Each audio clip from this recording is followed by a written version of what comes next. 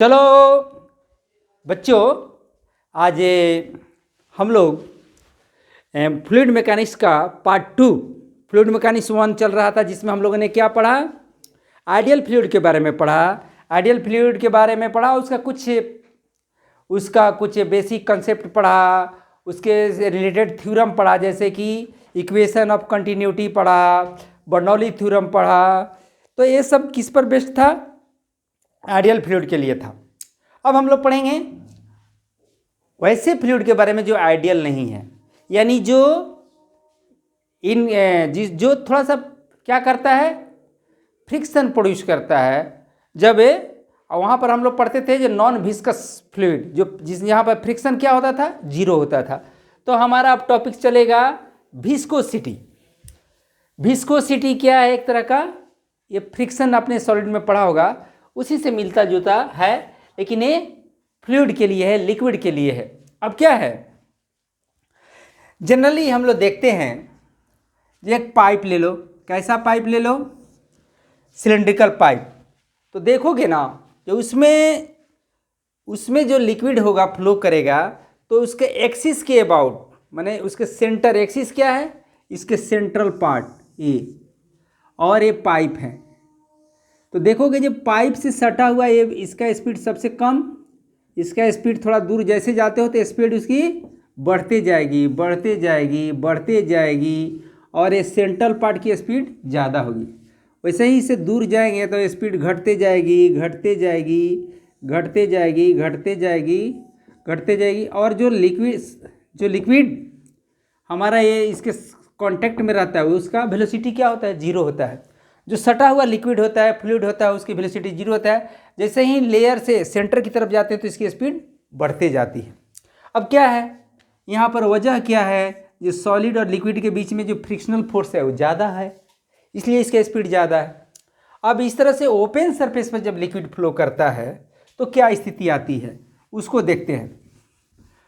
Open surface पर जब हम लिक्विड को छोड़ते हैं तो देखेंगे जे सतह से सटा हुआ का स्पीड क्या होगा? 0। उसके ऊपर स्पीड थोड़ा बढ़ेगा, उसके ऊपर वाला सतह का स्पीड और बढ़ेगा, उसके ऊपर वाला सतह का स्पीड और बढ़ेगा, ऐसे बढ़ते जाएगा। यानी सबसे ऊपर वाला स्पीड की मैक्सिमम होगा। क्यों? यहाँ फ्रिक्शन हो रहा है। और आप देख रहे हैं जो एक लेयर दूसरे लेयर को क्या करता है? नीचे वाला लेयर और ऊपर वाला लेयर को अपोज करता है, यानी ऊपर वाला की लेयर की स्पीड को घटाता है, और ऊपर वाला लेयर नीचे वाला के लेयर को स्पीड को बढ़ाता है। अब इस तरह से फ्लूइड फ्लो करता है तो ये क्या कहलाएगा? अपने फ्लूइड का टाइप्स पढ़ा होगा, turbulent flow, steady flow, laminar flow. तो लेमिनार फ्लो क्या है? तो यहाँ पर हम बात करेंगे लेमिनार फ्लो को, लेमिनार फ्लो की बात करेंगे। लेमिनार फ्लो क्या होता है? जब किसी पाइप से लिक्विड फ्लो करता है layer by layer. Steady flow जिसमें एक लेयर दूसरे लेयर के क्या है? पैरेलल है, तो इसको क्या कहेंगे? Laminar flow. और लेमिनार फ्लो जब लिक्विड फ्लूइड फ्लो करता है तो एक लेयर दूसरे लेयर की रिलेटिव वेलोसिटी को क्या करता है? नीचे वाला लेयर ऊपर वाले लेयर की वेलोसिटी को डिक्रीज करता है, और ऊपर वाला लेयर नीचे वाले लेयर की वेलोसिटी को इंक्रीज करना चाहता है। एक अपोजिंग फोर्स लग जाता है दो लेयर के बीच में, जिसको कहते हैं विस्कस फोर्स। अब लिक्विड की इस प्रॉपर्टी को क्या कहते हैं? विस्कोसिटी। तो विस्कोसिटी क्या है? प्रॉपर्टीज ऑफ द फ्लूइड है। विस्कोसिटी क्या है? प्रॉपर्टीज ऑफ फ्लूइड है which opposes the relative motion between two layers in contact. अब क्या है? दो लेयर कांटेक्ट में है, तो एक लेयर और दो लेयर के रिलेटिव मोशन को वो क्या करता है? विस्कस फोर्स अपोज करता है। और लिक्विड के इस प्रॉपर्टी को क्या कहते हैं? विस्कोसिटी कहते हैं। तो मैं समझता हूँ ये बहुत आसान। पहले इसका डेफिनेशन, लेमिनार फ्लो आपने देख लिया। लिक्विड जब फ्लो करता है फ्री सरफेस पर तो उसकी स्थिति क्या होती है? लेयर बाय लेयर आपको मैं बताने की कोशिश किया हूँ, नीचे से ऊपर की तरफ उसकी स्पीड घटते जाती है। अब क्या है, आगे पढ़ते हैं जी। हमने यहाँ पर नॉन आइडियल फ्लूइड की बात कर रहे हैं।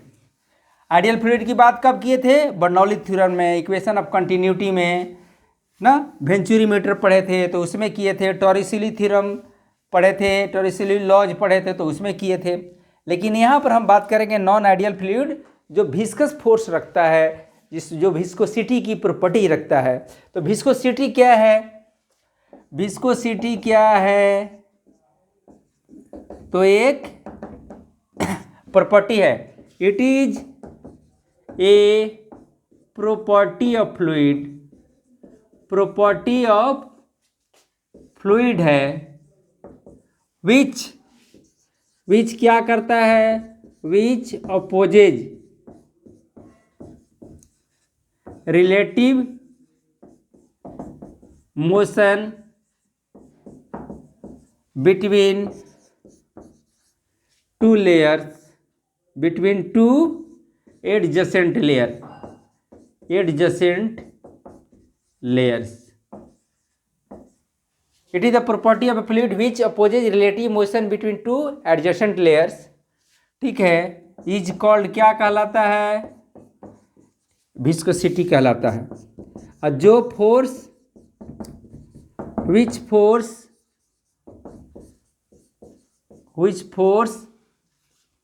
opposes the relative motion, क्या कहलाता है? Is called viscous force. तो चलिए अब आगे इसकी बात करते हैं, किस तरह का फ्लूइड रहेगा तो ज़्यादा विस्कस रहेगा उसकी बात करेंगे। अब आम लेम लैंग्वेज में आप देखते हैं जो कोई गाढ़ा है कोई पतला है ना जी, तो ज़्यादा गाढ़ापन लिए हुए लिक्विड जो रहता है उसको विस्कोसिटी ज़्यादा होती है। कहने का मतलब हुआ यहाँ एक गाढ़ा चीज़ है, गाढ़ा, एक पतला जो थी जिसकी डेंसिटी कम होती है, मान लो इसकी डेंसिटी कम इसकी डेंसिटी ज़्यादा। अब जैसे ले लें कोल तार, यहाँ लिख ले वाटर, यहाँ ले लेता हूँ हनी, यहाँ लेता हूँ अल्कोहल। इस तरह से बहुत सारा चीज़ ले सकते हैं। तो इसकी विस्कोसिटी ज़्यादा होगी, इसकी विस्कोसिटी कम होगी। अब इस फ्री सरफेस पर रख दें तो एक इजीली फ्लो करने लगेगा, और गाढ़ा चीज़ क्या होता है? एक जगह जमा हो जाता है, वो फ्लो इजीली नहीं करता, यानी उसके एक लेयर और दूसरे लेयर के बीच में क्या होता है? विस्कस फोर्स ज़्यादा लगता है। तो ये सब विस्कोसिटी का फीलिंग है। अब मैं सब चलता हूँ जब विस्कोसिटी को कैसे कैलकुलेट करेंगे, ठीक है, उसको आगे बढ़ते हैं और उसको निकालने की कोशिश करते हैं। विस्कोसिटी क्या है, कोफिशिएंट ऑफ विस्कोसिटी क्या है, और इसको समझने की कोशिश कर सकते हैं। जैसे फ्रिक्शन में आपने देखा, ये फ्रिक्शन हो गया। विस्कोसिटी क्या है? लाइक दैट सॉलिड के बीच में जो फ्रिक्शन होता है उसको समझ लीजिए। और कोफिशिएंट ऑफ फ्रिक्शन होता था ना, कोफिशिएंट फ्रिक्शन क्या होता था? ये फ्रिक्शनल फोर्स बराबर होता था म्यू के आर चाहे एन एम जी। तो यहाँ पर हो जाएगा म्यू के कोफिशिएंट ऑफ फ्रिक्शन होता था, तो कोफिशिएंट ऑफ विस्कोसिटी क्या हो जाएगा? ये एटा हो जाएगा, जो आगे हम लोग पढ़ेंगे। तो चलिए, सॉलिड सरफेस के बीच में फ्रिक्शनल फोर्स लगता है, लेकिन लिक्विड सरफेस के बीच में इंटरनल फोर्स जो लगता है उसको कहते हैं विस्कोसिटी, और उसको उस फोर्स को कहते हैं विस्कस फोर्स। तो अब आगे की बात हम लोग इसका कैलकुलेशन को निकालते हैं। अब क्या है ना, एक छोटा सा फिल्म ले लिया कोई फ्लूइड का फिल्म, और यहाँ पर कोई प्लेट रखा हुआ, इस प्लेट पर लिक्विड के एक फिल्म रख दिया, यहाँ पर फिल्म रख दिया ना जी। और ये फिल्म को थोड़ा मोटा दिखाता हूँ ताकि हमको बढ़िया से समझना है, बड़ा करके समझ रहे हैं। ये फिल्म क्या है ना, ये वाला ये फिल्म है। ये दो सतह प्लेट के बीच में, ये प्लेट है प्लेट 1, ये प्लेट 2 है। अब क्या है ना, प्लेट 2 को क्या करता हूँ, ये प्लेट 2 को ऐसे ही बना देता हूँ फिगर। ये प्लेट 2 है और नीचे में प्लेट को सीधा ही बनाता हूँ। ये प्लेट 1 बना दिया, प्लेट 1। अब ये लिक्विड फिल्म है, ये क्या है, फ्लूइड फिल्म है। कौन चीज़ है, क्या चीज़ है, फ्लूइड फिल्म है। अब फ्लूइड फिल्म तो बहुत थीन होता है, माइक्रोन में होता है, मिलीमीटर में होता है। तो हमने इसकी थोड़ा सा विड्थ को बड़ा बनाया है ताकि हमको क्लैरिटी आ जाए, समझ में आ जाए, इसको कंसेप्ट हमको दिक्कत नहीं हो। अब क्या है ना, जब इस पर हम फोर्स लगाए, कैसा फोर्स लगाए, तो टेंजेंशियल फोर्स लगाए। इसमें टेंजेंशियल फोर्स जैसे कैसे लगाते थे सॉलिड में, तो टेंजेंशियल फोर्स लगाए किस पर, तो ग्लास प्लेट पर। इस ग्लास प्लेट को ऐसे थोड़ा सा फोर्स लगा के आगे शिफ्ट किए, तो ये चला जाएगा यहाँ पर, ये चला जाएगा यहाँ पर, ये वाला चला जाएगा यहाँ पर, ऐसे चला जाएगा, प्लेट यहाँ आ जाएगा। अब देखोगे जी, ये वाला साइड एल था, एंगल कितना बन गया, थीटा बन गया। यहाँ कितना शिफ्ट हुआ, डेल्टा एक्स। अब इसमें टाइम कितना लगा, टाइम को मेजर कर लेता हूँ। टाइम कितना हुआ, डेल्टा टी। ऊपर का शिफ्टिंग कितना हुआ, शिफ्ट, डेल्टा एक्स हुआ। फोर्स कितना लगाया, फोर्स लगाया एफ। और ये जो एरिया ऑफ कांटेक्ट है लिक्विड और प्लेट के बीच में, उसको एरिया ऑफ कांटेक्ट को क्या मान लिया, एरिया ऑफ कांटेक्ट को हमने ए मान लिया। अब है ये जो डिशिफ्ट हुआ, ये क्या प्रोड्यूस हुआ, शियर स्ट्रेन प्रोड्यूस हुआ। तो शियर स्ट्रेन तो हम लोग मॉड्यूलस ऑफ रिजिडिटी में भी पढ़ा था। शियर स्ट्रेन क्या होता है, tan थीटा होता है या थीटा होता है। ये थीटा जब छोटा होता है ना, तो tan थीटा को थीटा मान लेते हैं। अब ये होता है P/B। ये थीटा के सामने वाला डेल्टा एक्स क्या हो गया, P हो गया, और ये एल क्या हो गया, B हो गया। तो इसको शियर स्ट्रेन बोलेंगे। अब रेट ऑफ शियर स्ट्रेन क्या होगा, रेट ऑफ शियर स्ट्रेन क्या होगा, इसकी बात को समझने की कोशिश करते हैं। अब स्ट्रेन तो हुआ, लेकिन टाइम के रिस्पेक्ट में, टाइम से डिवाइड करेंगे तो रेट ऑफ स्ट्रेन आ जाएगा। तो यहाँ पर लिख देता हूँ डेल्टा एक्स बाई एल और डिवाइडेड बाई टाइम, तो टाइम डेल्टा टी नीचे ही हो जाएगा। अब क्या है ना, delta x by delta T को क्या लिख सकता हूँ, भी लिख सकता हूँ, भी बाई एल। इसको कहते हैं वेलोसिटी ग्रेडियंट। भी बाई एल को क्या कहते हैं, वेलोसिटी ग्रेडियंट। अब नया एक वर्ड आ गया। अब क्या हुआ ना, चेंज वेलोसिटी, कितना लेंथ पर, कितना हाइट पर कितना वेलोसिटी है, इसको हम dv बाई dl भी लिख सकते हैं, वेलोसिटी ग्रेडियंट। ठीक है, तो आपके पास इतना चीज़ आ जाएगा। अब क्या है ना, कोफिशिएंट ऑफ विस्कोसिटी का मैथमेटिकल डिफिनेशन भी होता है, जो हम आगे यहाँ पर लिख देता हूँ। अब क्या है ना, ये फोर्स लग गया F। अब उसका मैथमेटिकल फॉर्म क्या होता है, ये कोफिशिएंट ऑफ, एक बार लिख देता हूँ, कोफिशिएंट ऑफ क्या, कोफिशिएंट ऑफ विस्कोसिटी ना जी। तो विस्कोसिटी की बात करना है, कोफिशिएंट ऑफ विस्कोसिटी। तो इसका फॉर्मूला है रेशियो ऑफ क्या होता है, shear stress to rate of shear strain, rate of shear strain.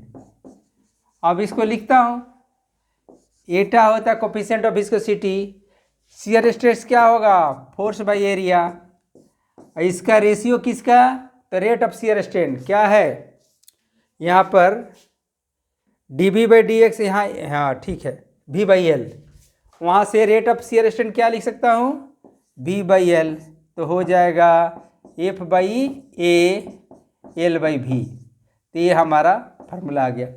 अब ये क्या है ना, आपने प्रॉपर्टीज ऑफ मैटर में पढ़ा होगा, प्रॉपर्टीज ऑफ सॉलिड में पढ़ा था, modulus of rigidity. Modulus of rigidity में क्या पढ़ा था, वहाँ पर भी एटा होता था। तो वहाँ होता था एफ इंटू एल ए, यहाँ पर क्या होता था delta L, change in length. तो देखो इसमें थोड़ा सा अंतर है, एफ इंटू एल, ए भी की जगह पर यहाँ डेल्टा एल है तो यहाँ भी है, क्या कि हमारा यहाँ स्ट्रेन होता था, यहाँ रेट ऑफ स्ट्रेन है तो यहाँ पर भी आ गया। तो इससे भी आप ये फार्मूला भी रिवाइज कर लीजिए, ये भी फार्मूला याद रखिए। इंटर रिलेट कर दिया, जो मॉड्यूलस ऑफ रिजिडिटी में F L divided by A into delta L होता है, लेकिन एफ इंटू एल ऊपर वाला तो ठीक है, ये भी ठीक है, लेकिन यहाँ डेल्टा एल के जगह पर भी हो जाता है।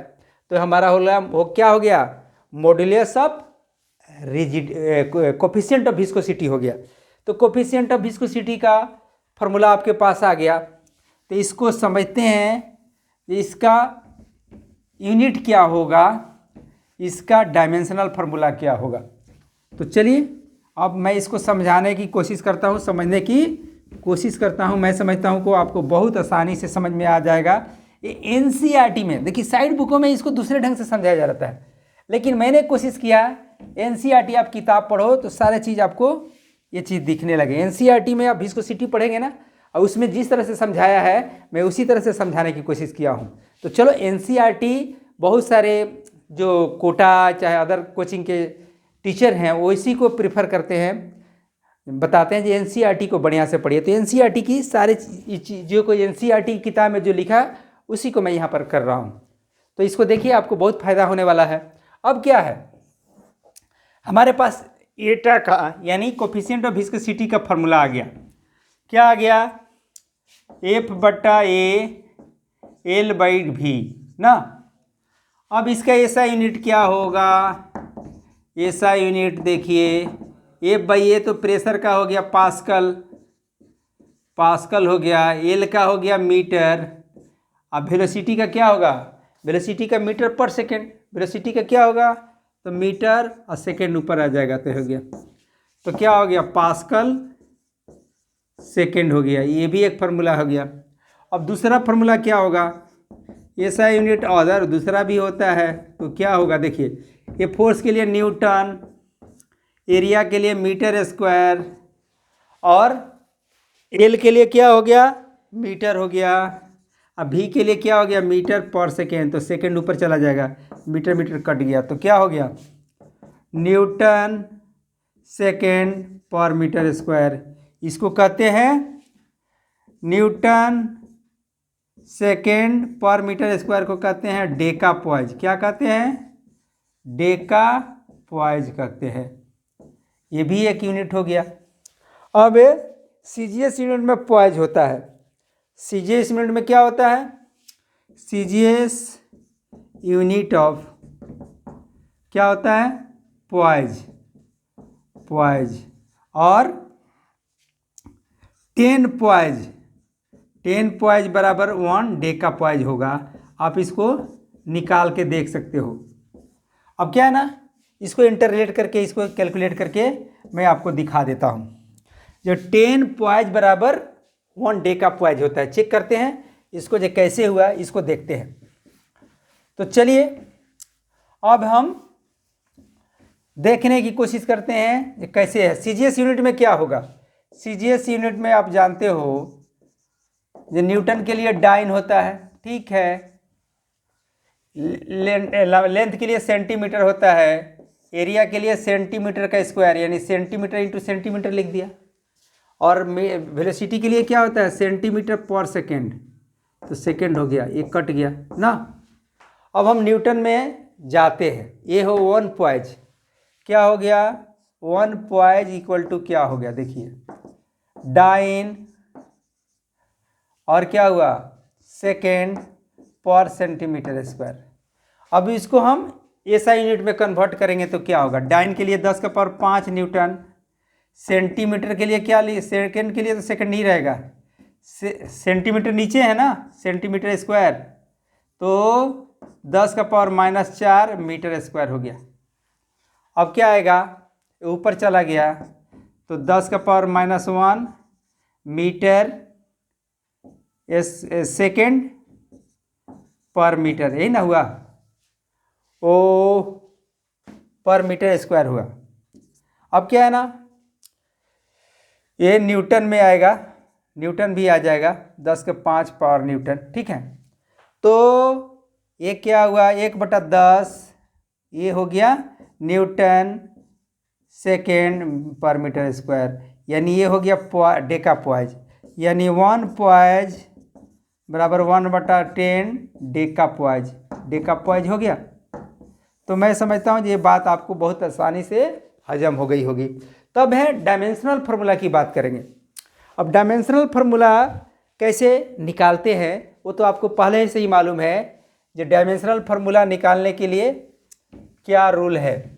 तो चलो बच्चों, जाड़े का दिन है, हम लोग इस वीडियो को बना रहे हैं और इस chapter second part of the physics पढ़ रहे हैं। तो आप बढ़िया से पढ़िए। ठंडे के दिनों में पढ़ने में कोई दिक्कत नहीं होती है। रजाई में घुस गए, अब बैठ के पढ़ रहे हैं, चादर ओढ़ लिए पढ़ रहे हैं। जिस तरह से पढ़ाई करना है पढ़ते रहिए। तो चलिए, अब क्या है ना, अब इसको डायमेंशनल फार्मूला लिखना है। किसका? तो कोफिशिएंट ऑफ विस्कोसिटी का। तो ये फार्मूला क्या होगा?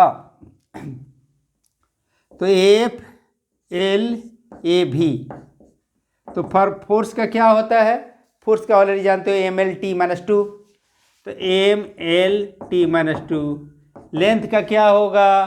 तो एल होगा। अब इंटू एल कर दिया। एरिया का क्या होगा? L square L T minus 1। L cut गया ना। अब क्या होगा? एम एल का पावर 1, आई ऊपर वाला गया तो माइनस, टी का पावर पहले से -2 था, अब +1 हो गया। अब क्या आएगा? एम एल का पावर -1 और टी का पावर -1। तो ये हो गया आपका डायमेंशनल फार्मूला। अब क्या है ना, जो कौन सा लिक्विड ज़्यादा विस्कस है ये भी आप आसानी से निकाल सकते हो। क्या है ना, जो कोई प्लेट को वाटर पर रखो, एक प्लेट को वाटर को इसको पुश करो तो बहुत आसानी से, हनी पर रखो दूसरा प्लेट को मूव करो तो थोड़ा कट ज़्यादा लगेगा। यानी हनी क्या है? वाटर के रिस्पेक्ट में ज़्यादा विस्कस है। अब क्या है ना, अब देखिए विस्कोसिटी का कुछ नेचर होता है। ये किस पर डिपेंड करता है? एफ पर, लेंथ ऑफ द फिल्म का, एरिया पर, वेलोसिटी पर। वेलोसिटी बढ़ाओगे तो कोफिशिएंट ऑफ विस्कोसिटी क्या होगा? घटेगा। ये बता रहा है यहाँ पर। तो चलो आगे बढ़ते हैं। अब फोर्स का एक्सप्रेशन निकालना होगा, फोर्स का फार्मूला निकालना होगा। तो इसी से फोर्स भी निकल जाएगा। फोर्स बराबर क्या होगा? N A V by L. ये विस्कस फोर्स का फार्मूला हो गया। अब हम रिलेटिव कोफिशिएंट ऑफ विस्कोसिटी निकालते हैं। तो पहले लिखेंगे किसी बॉडी का, उसके बाद लिखेंगे वाटर का। अब क्या है, ब्लड का निकालोगे तो N/N वाटर। ये 0 से 37 डिग्री टेम्परेचर तक क्या होता है? Relative viscosity. रिलेटिव विस्कोसिटी क्या होता है? कांस्टेंट होता है। तो ये बात हो गई। अब क्या है ना, किताब में एक क्वेश्चन दिया है आपको एनसीईआरटी बुक में, उस क्वेश्चन को करते हैं और इस वीडियो का अंत करते हैं। तो चलो बच्चों, एक छोटा सा न्यूमेरिकल जो NCERT example number 10.2 exemplar question है। तो एक फिल्म है, फिल्म के ऊपर एक बॉडी है जिसमें एक ऐसा पुली है, तो आइडियल फ्लूइड है, आइडियल पुली है। आइडियल पुली का मतलब क्या हुआ? जिसमें फ्रिक्शन 0 है। अब क्या है ना, यहाँ से कोई वेट लटकाए हुए हैं, तो ये इसको कांस्टेंट स्पीड दे रहा है, इधर की तरफ ये शिफ्ट हो रहा है कांस्टेंट वेलोसिटी से, स्पीड से। तो चलिए, हमारे पास निकालना क्या है? जो इस लिक्विड का, जो फिल्म जिसका लिक्विड है, इसकी कोफिशिएंट ऑफ विस्कोसिटी क्या है? तो ये हमारे पास फार्मूला है। क्या फार्मूला है? ईटा बराबर F into L A into भी, यही ना है। तो हमारा फोर्स तो निकल जाएगा एम जी। तो एम क्या है? ये फोर्स बना देता हूँ, फोर्स बना लिख देता हूँ। फोर्स बराबर एम जी। फोर्स बराबर क्या है? M G. एम क्या है? 0.01 और जी के वैल्यू 9.8। ये न्यूटन हो गया। तो इसको मल्टीप्लाई करेंगे तो क्या आएगा आपको? ये 9.8 डेसिमल, यहाँ 1 या 2 3, यहाँ 0. इतना आएगा, 0.0 न्यूटन आ गया। ठीक है, फोर्स आ गया। फार्मूला पर वैल्यू बैठा देता हूँ, सारे चीज़ तो मालूम ही है। तो एटा यानी कोफिशिएंट ऑफ विस्कोसिटी, फोर्स क्या लिखूंगा 0.098 न्यूटन। उसके बाद एल लिखूंगा, एल कितना है, ये थिकनेस ऑफ द फिल्म 3 × 3 ऐसे दिया हुआ है इतना mm, मीटर में बदल दिया इसको 0.30 mm दिया हुआ है। तो मीटर में बदलने के लिए 10⁻³ करना पड़ता है। फिर इसको स्टैंडर्ड फॉर्म बदल लेते हैं, ये आ गया। तो F × L, L लिखिए 3 × 10⁻⁻⁴। और क्या होगा, एरिया दिया हुआ है 0.10 मीटर स्क्वायर। और क्या है, उसके बाद आपको चाहिए एरिया हो गया भी चाहिए, भी कहाँ है तो 0.085 ये है। तो ये हमारा आ गया पास्कल सेकेंड। पास्कल सेकेंड सबसे आसान है यूनिट, तो ये हमारा आ गया। अब इसको कैलकुलेशन करके हमको आंसर निकालना है। तो चलिए इसको लिखता हूँ 9.8 10⁻⁻2 3 × 10⁻⁻4 ये हो गया। यहाँ हो जाएगा 1 × 10⁻⁻1, यहाँ पर क्या हो गया 8.5 10⁻⁻2, ये हमारा पास्कल सेकेंड आ गया। तो ये वाला कैंसिल हो गया। अब ये 10⁻⁻1 है, ऊपर चला गया तो क्या आएगा 3 से 8 × 24, इसको मल्टीप्लाई करता हूँ 9.8 को 3 से, 3/24 9 27, 27 और 2 29.4, 3 9 24 3 27, ठीक है 8.5। अब हमारे पास क्या आएगा 10 का पावर, ये प्लस में जाएगा तो 10⁻⁻3, ये पास्कल सेकेंड लिखता हूँ। ये बहुत सिंपल है। अब इसी को डिवाइड करेंगे तो क्या आएगा, तो आप डिवाइड कर लोगे। अब मैं इसको लिख देता हूँ 3.45 10⁻⁻3 न्यूटन सेकेंड पर मीटर स्क्वायर। ये हमारा आंसर हो गया। अब क्या है ना, विस्कोसिटी का दो टेम्परेचर के साथ क्या रिलेशन होता है, क्वेश्चन हमेशा MCQ में पूछा जाता है। तो टेम्परेचर बढ़ेगा, जैसे कुल तार है, अब ध्यान दीजिएगा, कुल तार अलकतरा है, गर्म करते हो तो ढीला हो जाता है। जो चीज़ जितना गाढ़ा है उसकी विस्कोसिटी उतना ही अधिक होती है। अब कुल तार को गर्म करते हो तो क्या होता है, गाढ़ा होता है कि पिघलता है, पतला बनता है, तो पतला बनता है, यानी इसको विस्कोसिटी घट जाएगा। और गैसेस में क्या होता है, टेम्परेचर बढ़ेगा तो उसकी विस्कोसिटी बढ़ जाएगी। तो ये क्वेश्चन आप याद रखेंगे। और गैसेस में से ज़्यादा काइनेटिक एनर्जी बढ़ जाता है तो उससे उसमें क्या होता है ना, कोलिजन बढ़ जाता है। अब उसमें कोई पार्टिकल को मूव कराओ तो पार्टिकल ऑब्जेक्ट से पार्टिकल ऑफ द मोलिकुल्स क्या हो जाएगा, गैस का कोलाइड करेगा और उसके मूवमेंट को अपोज करेगा। लेकिन लिक्विड में क्या होता है ना, जो उसकी गढ़ापन पतला हो जाती है, जिससे फोर्स कम लगाता है, यानी इसकी विस्कोसिटी क्या होता है, रिड्यूस हो जाती है। और ह्यूमन बॉडी का रिलेटिव को विस्कोसिटी यानी वाटर के साथ और ब्लड का जो विस्कोसिटी का रेशियो है, that is the constant from 0 से 37 डिग्री 37 डिग्री टेम्परेचर तक क्या रहता है, कांस्टेंट रहता है। तो मैं समझता हूँ कि NCERT में दी हुई बातों को मैंने आपको बहुत अच्छी तरह से समझाया हूँ, आपको बहुत अच्छी तरह से समझ में आ गया होगा। तो आप NCERT किताब को एक बार पढ़िए, विस्कोसिटी वाला टॉपिक्स का शुरू वाला जो कोफिशिएंट ऑफ विस्कोसिटी तक, और उसको मैं इतना समझाया। नेक्स्ट वीडियो में मैं बताऊंगा स्टोक्स लॉ, टर्मिनल वेलोसिटी, उसमें यदि विस्कस से बाउंड फोर्स का रोल होगा तो उसका एक्सप्रेशन क्या होगा, बाउंड फोर्स का वैल्यू नहीं दिया रहेगा, उसको निगलेक्ट करके चलेंगे तो हमारा टर्मिनल वेलोसिटी का क्या एक्सप्रेशन आएगा, वो हम नेक्स्ट वीडियो में करेंगे। तो मैं समझता हूँ कि आप मस्त रहिए, स्वस्थ रहिए और खूब पढ़ाई करते रहिए, और हमारे वीडियो को देखते रहिए और किताब को भी पढ़िए, और इसको सब्सक्राइब करना कभी नहीं भूलिए। इसी आशा के साथ रंजीत सिंह, जय हिंद, जय भारत।